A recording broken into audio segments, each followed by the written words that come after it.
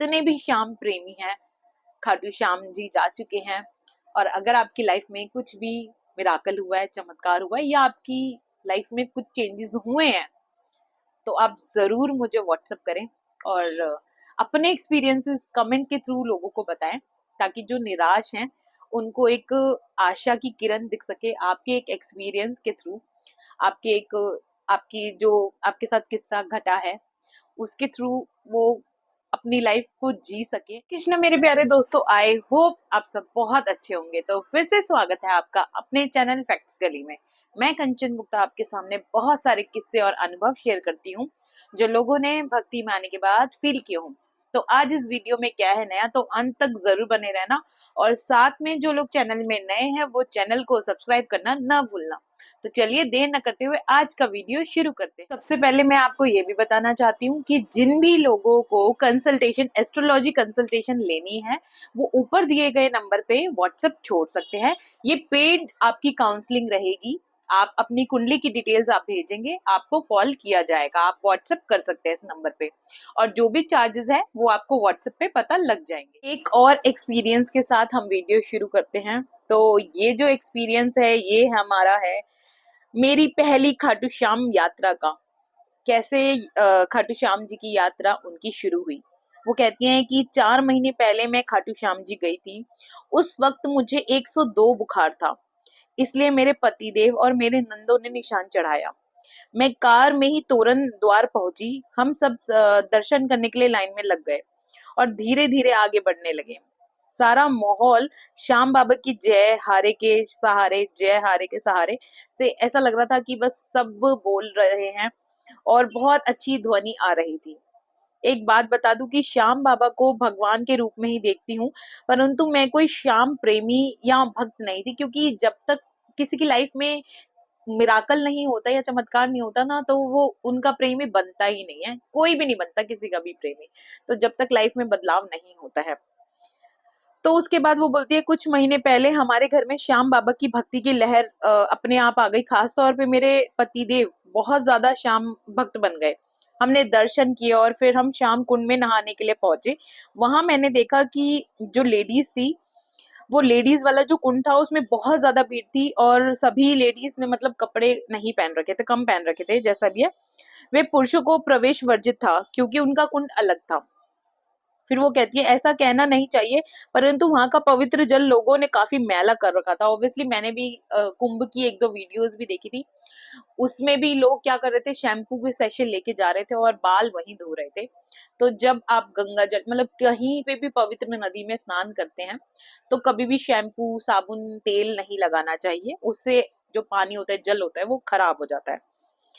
तो वो कहती है कि लोगों ने मैला कर रखा था, और ये मेरी बुद्धि के मतलब विपरीत ही था। मुझे तो हाथ डालने में भी ना ऐसा लग रहा था कभी मैं बीमार ही ना हो जाऊं, इसलिए मैंने थोड़े से स्वयं पर मतलब थोड़े से छींटे से मार लिए, क्योंकि मेरी हिम्मत ही नहीं हुई कि मैं मतलब स्नान करूं।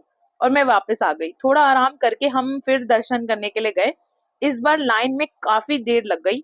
मेरी छोटी 2 साल की गुड़िया भूख से रोने लगी और आसपास दूध नहीं था, इसलिए मैं कुछ नहीं कर सकती थी। क्योंकि हम मतलब मैं भी गई हुई हूँ एक बार। बहुत बड़ी लाइन होती है कई बार, तो दर्शन करने में टाइम लग जाता है। छोटे बच्चे जिनके साथ होते हैं या बुजुर्ग लोग होते हैं, उनको प्रॉब्लम आती ही है। तो उसके बाद वो बताती हैं कि फिर मैं लोगों को क्रॉस करके आगे बढ़ने लगी, ताकि आगे जाकर किसी बेंच में बैठकर बच्चे को फीड करा सकूं। ज्यादातर लोगों ने मुझे जाने दिया, परंतु एक बूढ़ी अम्मा अड़ गई। होता है ना कि नहीं, आप नहीं जाओगे। जैसे हम भी ये सोचते हैं कि चलो ठीक है, किसी को जाना जरूरी है तो वो पहले जाकर दर्शन भी कर ले या बैठ जाए।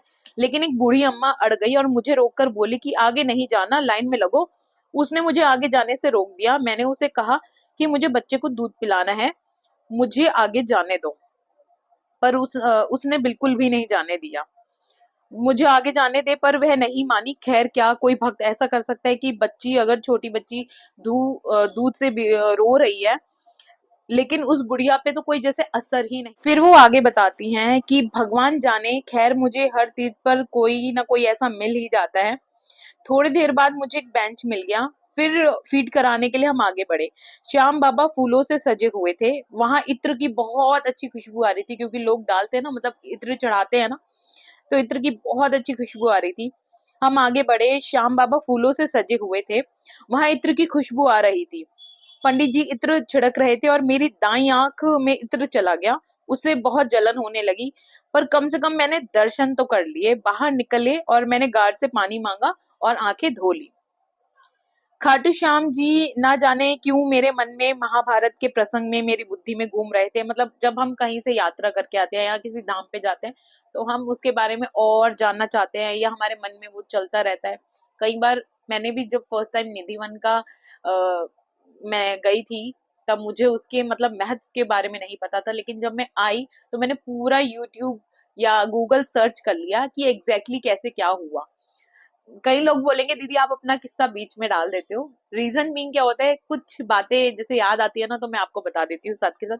तो मैंने गूगल पे उस चीज का समझा कि कैसा इंपॉर्टेंस है, या मतलब रात में 6 सवा 6 बजे जब अंधेरा होने लगता है तो लोग खिड़कियां तक बंद कर लेते हैं। तो ये अपने आप में एक अलग सी बात है जो सोचने और देखने वाली बात है। फिर वो कहती हैं कि मतलब मेरे मन में ना मतलब बहुत कुछ चल रहा था। ऐसा लग रहा था जैसे मेरा कुछ रिश्ता बन चुका है। मैंने श्याम बाबा को कहा कि मैं आपकी दादी हिडिंबा के मंदिर जो कि मनाली में स्थित है उसमें जा चुकी हूँ और आज आपके दरबार में आई हूँ। तो प्रभु मुझे ना बस सद्बुद्धि देना, कृपा बना के रखना और मुझे भगवान वेद व्यास के दर्शन देना। और सभी शास्त्रों में, सभी पुराणों में ऐसा कहा गया है कि भगवान वेदव्यास बुद्धि में अपना ज्ञान का उदय करता है और कृपा मतलब ऐसा ऐसा मतलब मैंने मांगा कि मुझे ना आपके दर्शन चाहिए। अभी तक तो मैं एक ही बार शाम दरबार गई हूँ, लेकिन आप बिलीव नहीं करेंगे, जिस दिन मैं गई तो उस दिन एकादशी थी। तो ये रीजन था, वहां बहुत ज्यादा भीड़ थी और मेरे हस्बैंड हर मतलब इतने बड़े भक्त हैं कि वो हर एकादशी पे शाम दरबार जाते ही हैं। और जब वो वापस लौटी तो उन्हें श्याम बाबा जी ने सपने में दर्शन दिए।